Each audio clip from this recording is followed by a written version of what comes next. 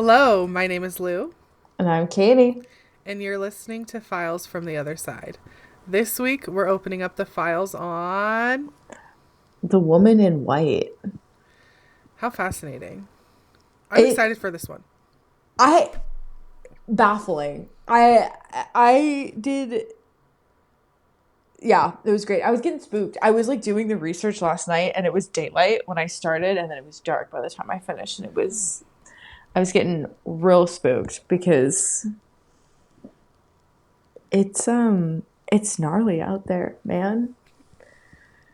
These I like went through the historical side of it, obviously, because I'm the history nerd of the two of us. And like, should we just get into it? Like, just Yeah, get into it. Just get into okay. it. Tell them what's what, Katie. It's fucking uh yeah, she's a type. Okay, so like the general like overall like she's a type of female ghost. She's dressed in white. Often seen in like rural areas. She's usually some associated with some sort of local tragedy. This legend is so prevalent.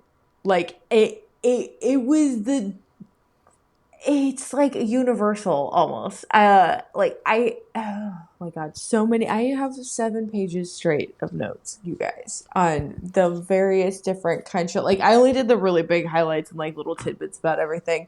Because like here's what comes up. It's usually she is about 80, 70, 80% of the time is she is being murdered by a husband or she's committing suicide because of some sort of fucked up marriage situation.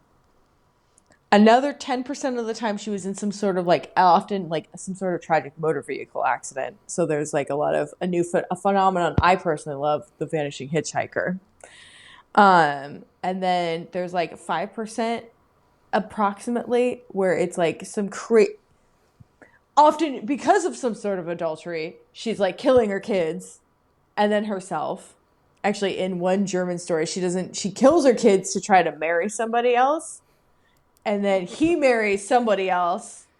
Albert of Nuremberg marries somebody else, and then Kunigunda of Orlamunde ends up she murdered her kids, so she goes to a monastery at Himmelskron and just like is a nun for the rest of her life. That is so That's like funny. yeah, that's like yeah. So, and then there's another like 5% that are like very vaguely cute. Like there's this one lady who just like sat on her front porch and tell her to wait for her husband to come back from the Civil War in Virginia, and he never did. And that's sad, but it's also like that's kind of sweet, you know. Of Yeah. all of these stories, that's like oh, that's Yeah. nice. That's not as bad. Yeah. Not as bad as like being like so I mean some and then some of these motor vehicle accidents take place with the husband while they're on the honeymoon, but often a lot of these it's so fucked up. Like a lot of these are about like um a lot of like there's a lot of adultery that happens. Like the woman is like having an affair with somebody else. Like there's this gnarly one of like Brazil, they have like the idea of like these honor killings. Like, so there's a story about this one woman who was like having an affair with a slave, and her husband killed her by starvation. Like, he killed the slave and then fed her his stewed remains. Ew. And she died of starvation because she wasn't gonna eat. Yeah, but right, like horrifying shit like that. Uh, oh, in Estonia at Hapsalse Castle. Let's say that that's how we say it. I don't know Estonian. A priest falls in love with a girl. She disguises herself as a choir boy, is discovered and immured, meaning buried alive within the walls of the chapel. Damn, dude. It's like and I'm like not condoning like adultery or like, you know, like getting people to leave the priesthood, but like these women are getting killed for choices that like other people are making. Yeah. Like there's one in Medina in Malta. This is really fun. She was killed by her lover after being forced to marry somebody else. So, like, again, not a decision she made. Somebody else made a decision for her. She didn't have the fucking means to go against her father or the new husband or whatever the fuck. The lover kills her. I love that they were like, she's often seen after 8 p.m.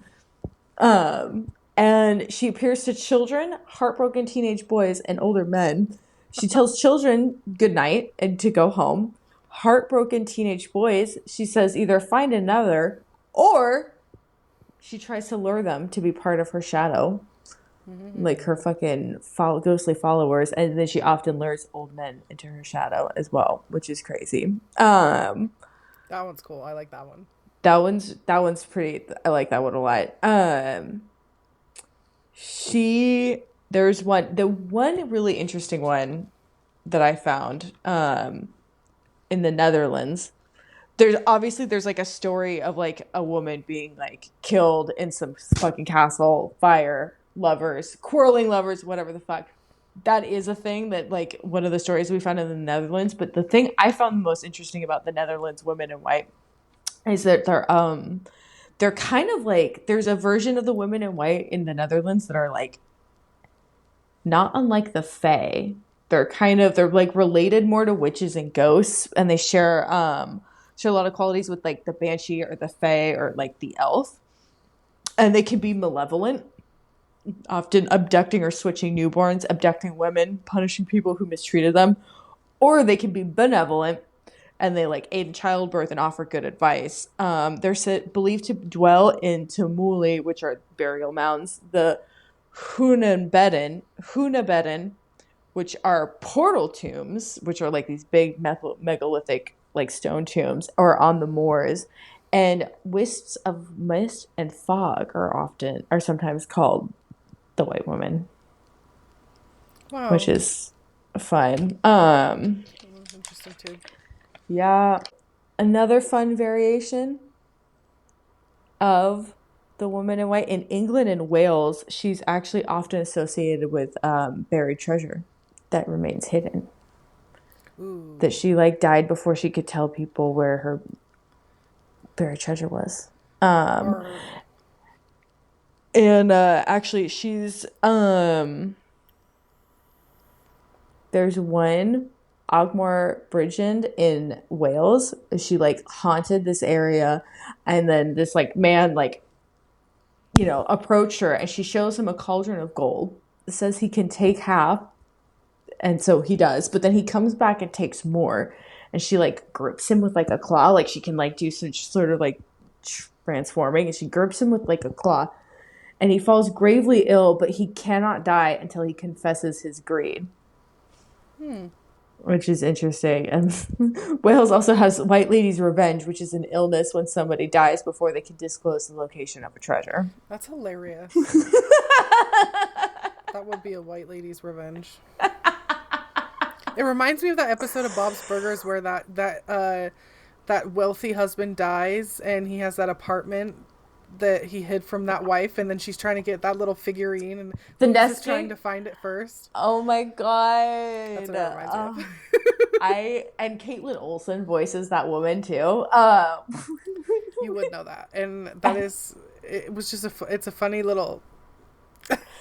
That's a really good one. I like that one a lot. I like that one because fucking they're trying to get Teddy set up with the different people. Like they're like, we're gonna set him up with Caitlin Olsen's character, and they're like, no, let's set her up with the Irish woman who actually seems like chill and not like a murderer. So funny. There's one story in Switzerland where this is like this experience took place in 1870, but it was published in 1902. Jean Behut goes hunting in this area, the Ruelbeau Castle of Meunier. He goes hunting in this area with his mother. Here's La Dame Blanche, which is her name in French. And he hears her groaning, and she rewards his commitment to his mother with like gifts of gold and silver. So it's like a version of her being benevolent. She's usually scary.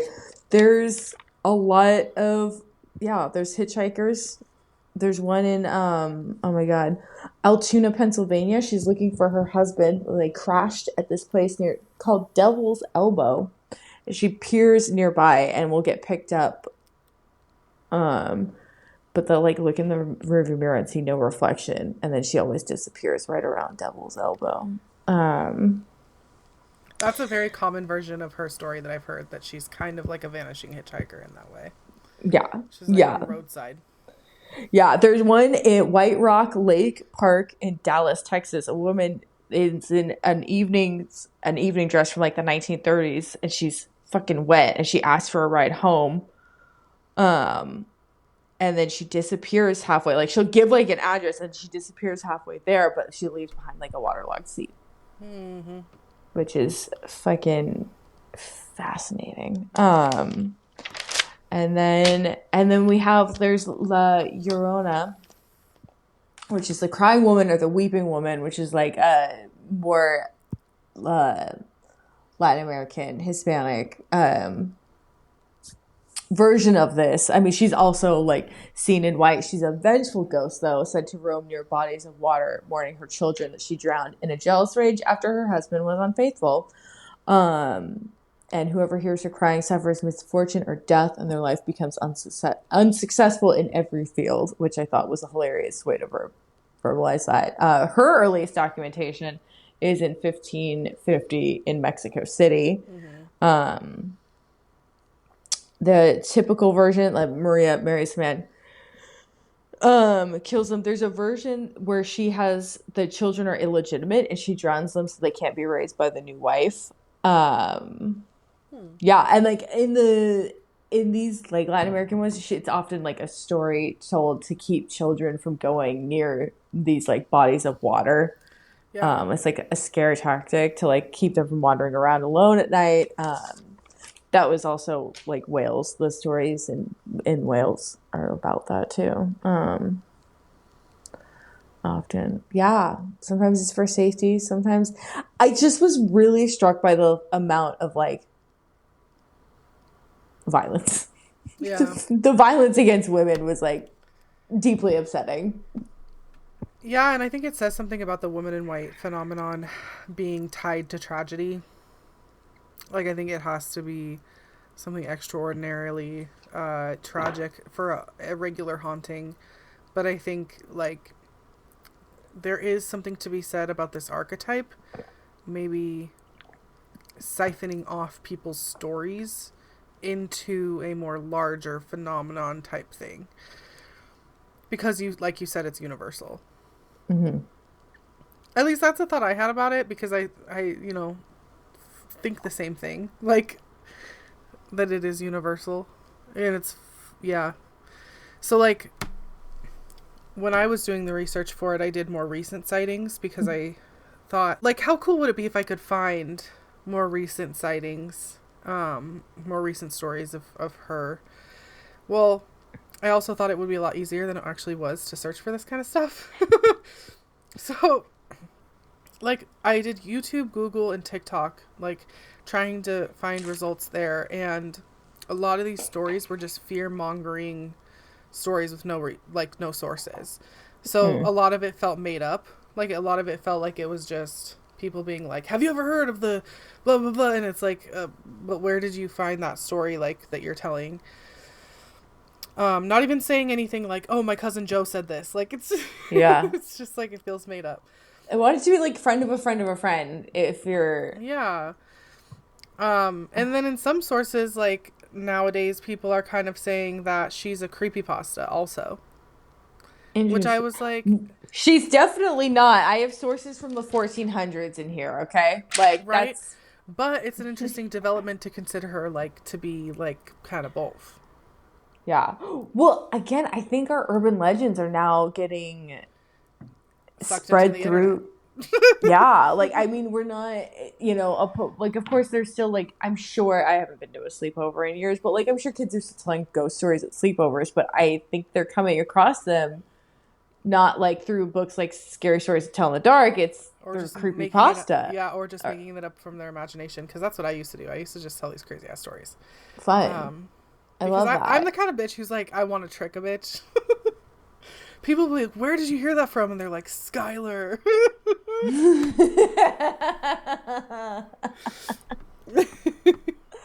I mean, with something, there's always somebody at one of the sleepovers doing that kind of shit.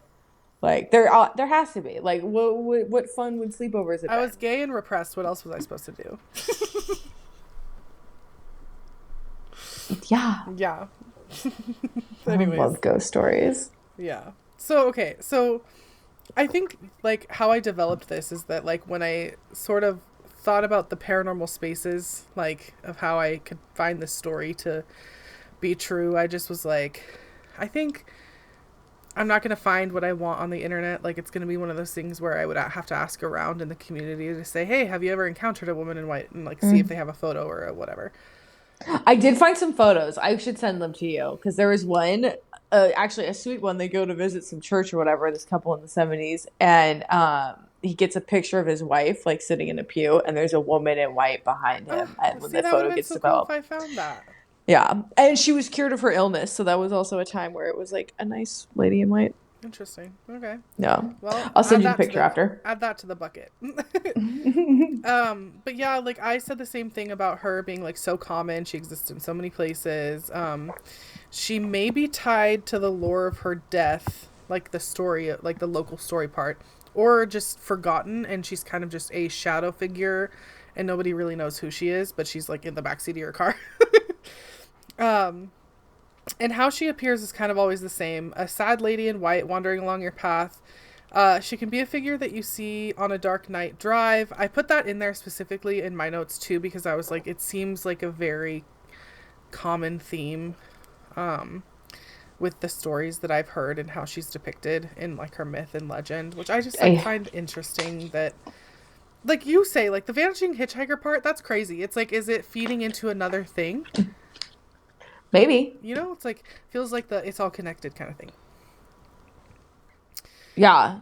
Yeah. Okay, so this is the one other thing I wanted to say. I do know of one, I'm not going to tell like the full story, but there's a woman in white who appears on the Queen Mary. I remember hearing the story at the ghost tour when I was at the Queen Mary, and it's an alleged bride of a soldier who never came home from battle. So a lot like the one you say, but the Queen Mary has a woman in white. She's supposedly in a wedding dress. I never saw her when I was there.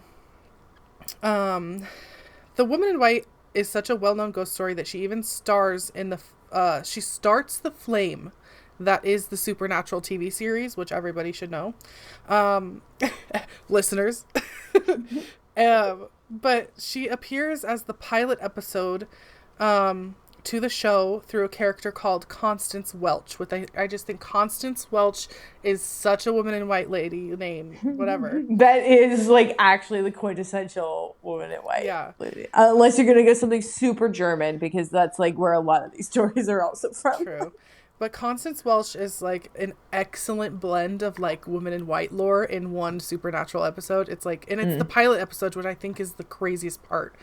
So when I thought about like, oh, how historical is this? I'm like, Supernatural had it on lock. They knew it was a legend. Like, this was pre-internet days. Like, it was like around the beginning of when everybody was kind of on the internet. So it wasn't a thing that I feel like was a creepypasta influence type thing. That they knew when they were creating the show. They were like, this is gonna start us. But books, dude, there's so many, like, I mean, not even just. Like, a lot of people, like, compile, like, folklore from around cultures and stuff like that. Like, there were several books cited in the places that I was looking, like, that's cool. Like, this is a thing. Yeah. Creepypasta almost certainly wasn't started yet. Yeah. When Supernatural was coming out. Like, this is... Not for that pilot episode. But... Not for that pilot episode. Boy, did the internet love Supernatural after years of it hanging out on TV. I could go on for days about Supernatural, but I wanted to stop at this point in the podcast and say... that if our audience wants to slide into our DMs on Instagram because you've seen a woman in white or have a photo or an EVP or something of your woman in white, slide it into our DMs. I'm just curious. We won't post it or anything. We'll just talk to you. Unless you want us to. Yeah, unless you want us to. But, like, I am just curious, like, how many people have encountered this phenomenon? Maybe. I feel like I was very drunk one time, but I like feel like there was it was in Shardo. It was in fucking Shardo, and I was wasted. And I felt like I saw a woman like in a white dress like walk by me in the other side of the room, and I was like, "No, I didn't see that." Like, That's how my first woman in white sighting went too. Um, yeah, so I'm going to tell three stories, three short stories. And the oh my first comes god. from a YouTuber telling her own account. The second is my own story. And the third is a commonly seen woman in white with a tragic backstory. So let's get into it. Mm. The first story comes from a YouTube channel, Just Another Tinfoil Hat, in a video posted 4 years ago. But she's telling a story that happened 10 years before that. So as of this day, this was 14 years ago. Okay. The YouTuber's name is Zalia. Zalia talks about how she was watching TV in the living room with her sister one evening and heard footsteps coming down the stairs. And it stalled on the stairs. The footsteps stalled on the stairs as if it were her mother coming from her room to talk to and sit with her kids. So she had seen someone in this mirror that reflected the stairs behind her. Yeah. And it's this old Victorian mirror that they had in their house. It looked like her mom enough that she told her sister to pause the TV because mom was coming downstairs, and they waited for her, their mom, and nothing happened. Zalia said that what freaked her out at this point was that she didn't hear someone go back up the stairs and no one was coming to greet them either. So she goes to see her mom a little bit later because she's still unnerved by the feeling of seeing somebody's feet on that mirror. Mm. And she asks her mom, like, hey, did you come downstairs? And her mom was like, no, I never went downstairs. And she was like, but was this about 30 minutes ago? And she was like, yeah. She's like, she's like, I also, my bedroom door opened and I thought it was one of you guys coming to say hi. But nobody ever came in. So they exchanged those stories, and then her mom starts talking about how, like, people see her doppelganger sometimes, walking around. Like, it's been a story told to her before, the mom, that people had seen people who looked like her walking around mysteriously like that. In the house? Or like out in the street? I think just places. Yeah, I don't know. Okay. She made it seem like it was just places. Okay. But yeah, so the way that Zalia describes this is that it's not like she saw a woman in white as such, but her video is titled "Woman in White." So it made me think that the connection she tried to make in the video, but kind of failed at doing so, was that she had that Victorian mirror in her house and the Victorian revival home itself. And I think she was just thinking that it could have been kind of that kind of woman in white ghostly figure that had been maybe haunting her house versus an actual doppelganger of her mom. Yeah. But Zalia is a good paranormal content creator, so it makes sense that she stays away from labeling her experience or kind of embellishing it in any way. She just kind of shares what happens, which is like footsteps coming down, saw them but obviously like nothing actually happened between the two people. So yeah. just kind of word for word, that's what happened. I don't know, not like speculating, but it's confusing because her title does say "Woman in White." But I will say that kind of counts. I don't know. It seemed like it counts, and I thought it was a cool story too because I was like, yeah, like should be haunted. Should be haunted. Maybe she was murdered by one of her lovers. Like, yeah, you don't know who she was, and yeah, like she made it really seem like it was like a different era type of person. So. Then I have my own story. I think I might have told this on the pod before, but I'm gonna try to tell it better, maybe this time. So I was on my way back from Spokane to back to Spokane from LA a few years back, and I decided to stop in San Francisco to see our beloved Katie. And I remember being faded the entire time I was there. We did a lot of drinking and a lot of weed smoking. There was this day that Katie had off so we could explore the city. I followed her around like a starstruck puppy because I really did like the city. This particular day, we had taken as a part of our experience. I remember we were laying in that big park. I don't remember the fucking name. The San Francisco Park, whatever. Golden Gate. And I remember my grandma called me that day, and I started to feel the kick in.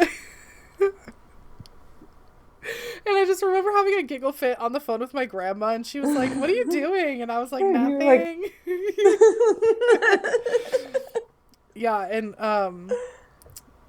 And she wouldn't have never guessed what was happening. And it wasn't like a long conversation, so it was Yeah, whatever. But yeah, yeah, yeah. I remember that's like where I was at. So later that night, we had went downtown on a walking ghost tour, still blazed. Oh, that was so much fun. Sorry. I do ghost tours everywhere I can, and that one was a good It one. was a good one. Yeah. Okay. Still blazed.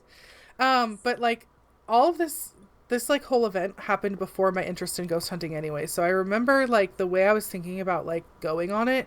I was like I was really hoping a ghost would appear for us. So I was looking around like the whole time trying to listen to the tour guide and pay attention for a ghost. Um so I think we're midway through the tour-ish, and we're at what used to be called Hotel Paisley and is now the Union Square Plaza Hotel. The tour guide is telling us this story about Florence Cushing, a woman who died by hurling herself from the building around 1911. As the story goes, she was traveling from the East Coast to the West Coast to then go to Hawaii. I can't remember I can't remember myself how much of her story had to do with men.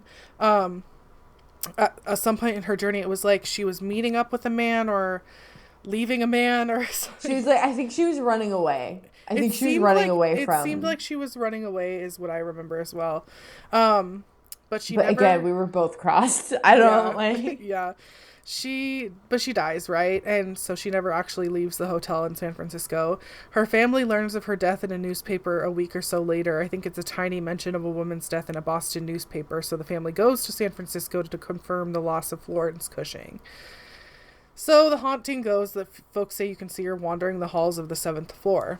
But on the ghost tour, like we never went inside the hotel. We only stood toward the back of the building and saw the dark room windows like in the alleyway. Mm-hmm. And I listened to the story and like looked around from the tour guide, the people, the street, the building, and like in sort of like a pattern. And so then I like look at the tour guide, look at the building, and then look back at the tour guide. And as I was looking back at the tour guide from the building, I saw out of my peripheral what looked like a woman in white, a white dress, pale complexion. She was actually like extraordinarily bright. Like she was casting a light herself. And it was like I couldn't unsee that brightness. So even though she was in my peripheral, she was there. You could And see like that. Yeah. yeah. And as soon as I saw her moving, like she moved like out of the window. Like she leaned like she was standing up and then kind of out of the window. Not as if she was going to hurl herself out, but as if she was literally just like looking at us. Like she was like, I see you there. I hear you talking shit. Exactly, yeah. And because it didn't look like she was going to like go out. But then like I whipped my eyes back to the window where she was, and there was nothing there. So it occurred to me later to mention it to Katie because I gaslit myself into believing that she wasn't there. So I don't remember like really telling you soon after that I had seen anything. I think it was a while later that I actually admitted to you that I had seen a ghost on that tour. And I also remember being like, oh, it was just the Or but maybe you were like, did you see that? And I was like, no, what? And you were like, nah, maybe it's just my like. yeah. But then I think now, how I feel about that now is that maybe, yes, it was because of the not that it would make it any less real. Actually, that it would make it maybe more real because my perception was a little more different. Expanded. Exactly. Yeah. So that's my woman in white tale. I saw the ghost of Florence Cushing, and she was bright as hell. She looked like a star. But the last story is a short one. This is a very famous woman in white legend, and it goes out to Peggy Entwistle of, well, she died in LA, but she was British born. She made her debut on New York Broadway, and she was a part of a guild that ended up traveling to LA. She starred in 13 Women, the movie, with a 15-second role. It was after this, and after RKO Pictures declined her studio contract to be an actress, that she jumped from one of the letters of the Hollywood sign, and I believe it was the H. She was incredibly distressed and depressed, left a note. It was tragic. I learned Peggy Entwistle's story on a bus ride ghost tour around LA about a year ago. Her story, though, is legendary in Hollywood as like a cautionary tale about how the industry can chew you up and spit you the fuck out. Many in Hollywood have taken her story and used it as inspiration for their own work. But her ghost is often seen on the Hollywood sign hiking trails by passersby. She appears as a woman in white. I think there's this connection with her in a white dress because she would have been filmed in black and white, which is a ghostly film effect itself. And I know a lot of people tell stories about having seen Peggy Entwistle at the Hollywood sign. So audience, again, I invite you, if you've seen Peggy Entwistle at the Hollywood sign or any other woman in white, I would like to know, just for curiosity's sake, how common is this? And then the last thing I have to say about the woman in white, that is typed in my notes right now, because I had to remind myself to say this. Honorable mention goes to The Lady of the Lake on Amazon Prime, a woman in white story, a movie featuring Amanda Paulson, who is my friend. So that's a fun whole ass movie you could watch if you wanted to learn more about a type of woman in white, or kind of like how that would manifest for a paranormal investigator. Sorry if the audio gets effed up, you guys. My internet cut out. Technical difficulties. It happens. So anyways, yeah, Amanda Paulson has a movie. Go watch it. And also, you just mentioned that your friend has a woman in white story as well. Yes, and this wasn't even like, this location wasn't even in one of the sources, like that my main source that I was like working from.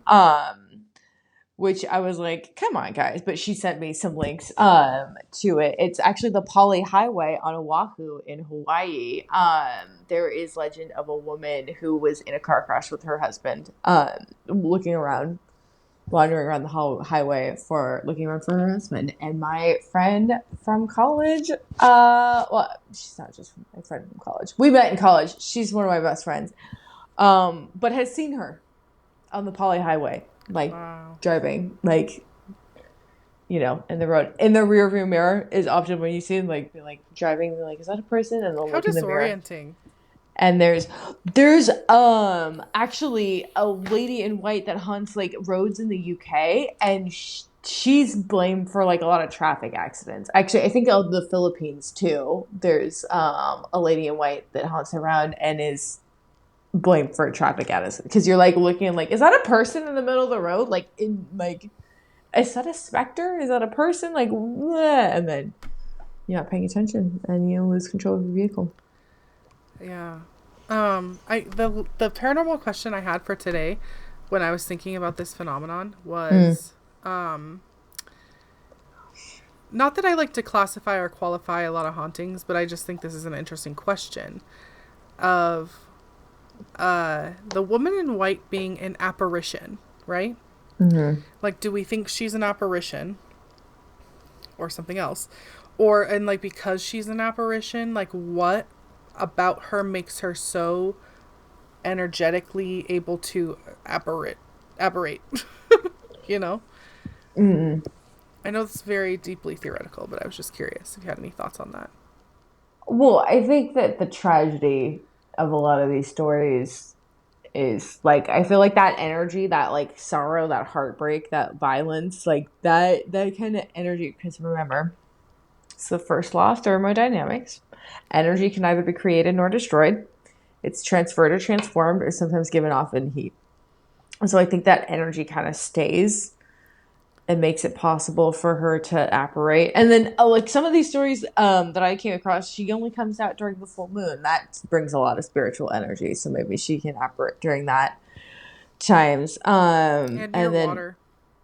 And near water, which we talked about, we always mention has a lot of spiritual power.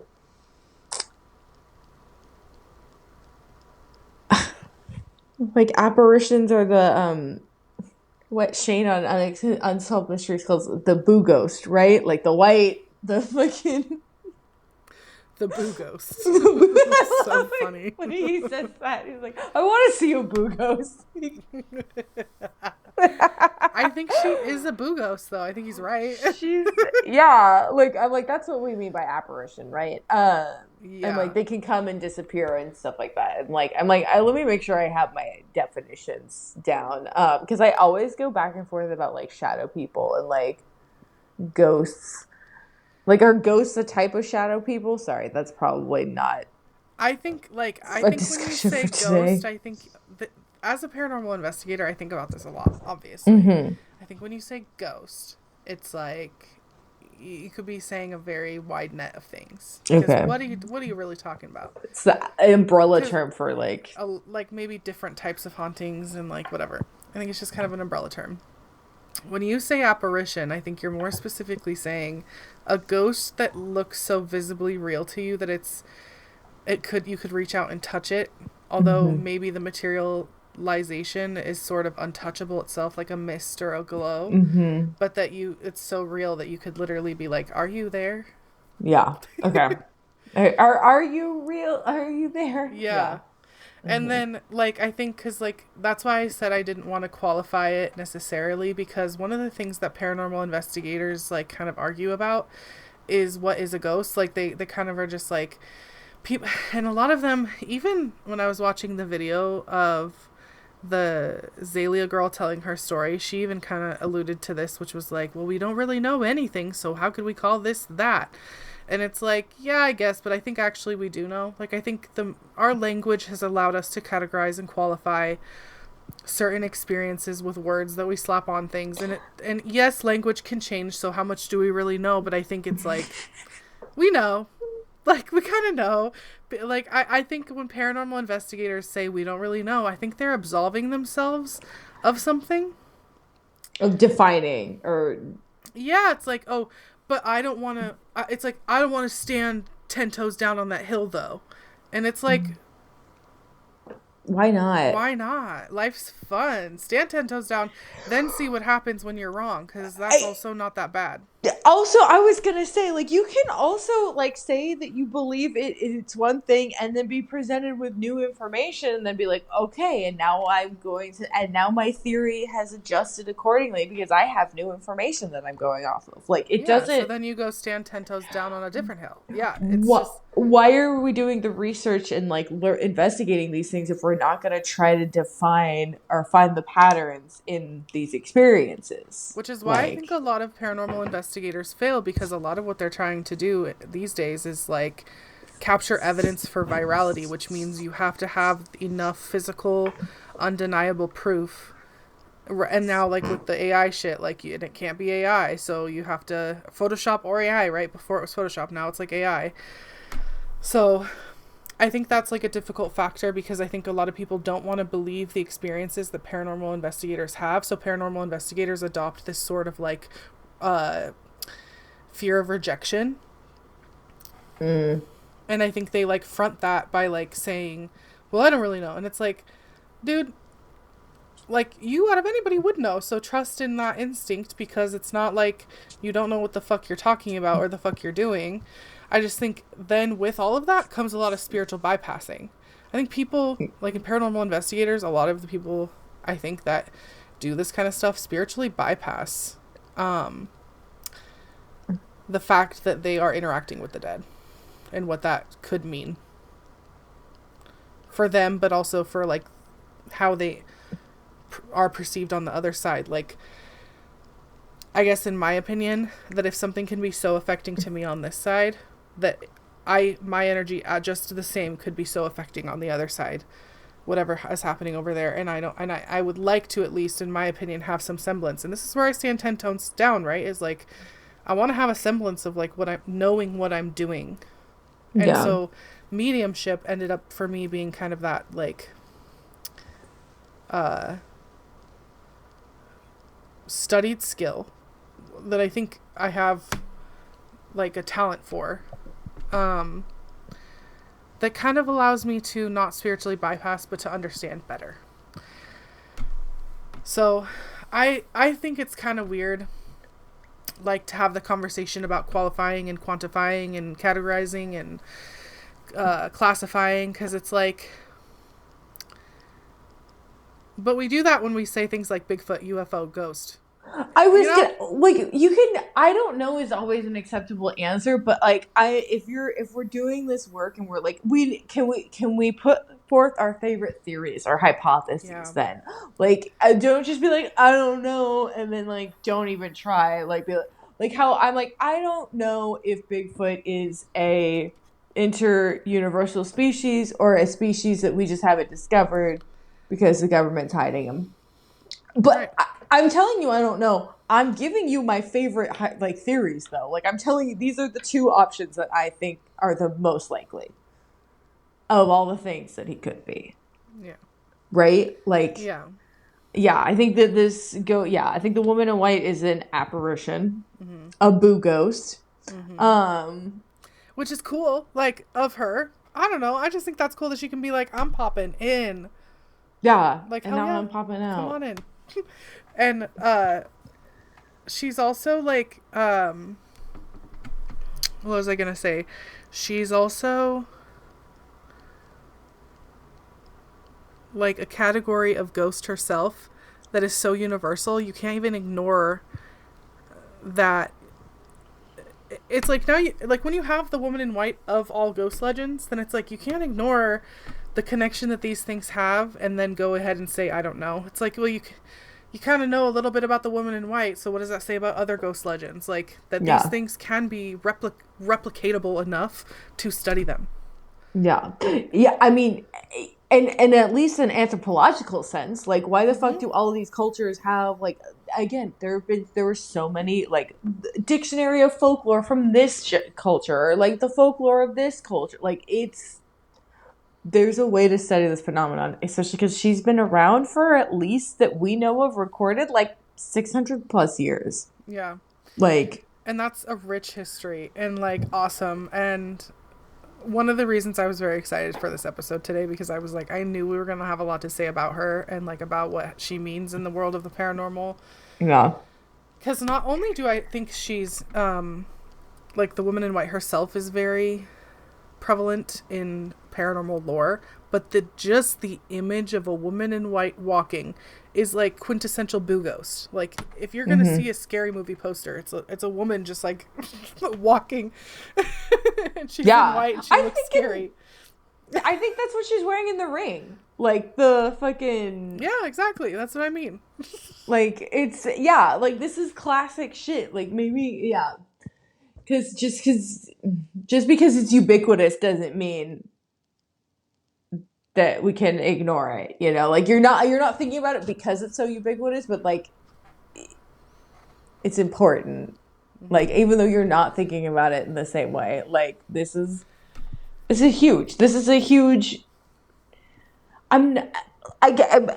know, and like maybe part of it is so ubiquitous because like everybody hates women apparently, because like that was again the research I kept coming across was just the violence against women.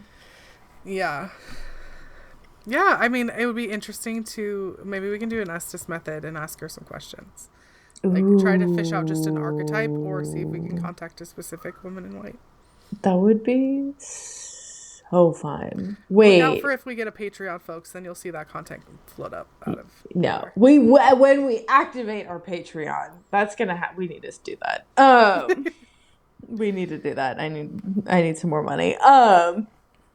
Guys, go to our Patreon where we Estes method, try to talk to a woman, maybe a specific one. Maybe we'll get the archetype. Who knows?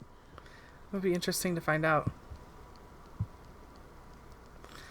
Well, this has been a fascinating episode, Katie. This is wonderful. I loved it. I really, truly did. I love my time with you on the podcast every day. I love my time with you on the podcast. I love that we both wore white for the woman in white episode. It fits. It did. I didn't even do it on purpose. Sorry. Oh, no, you're okay. Outro. You're right. I knew this was going to happen.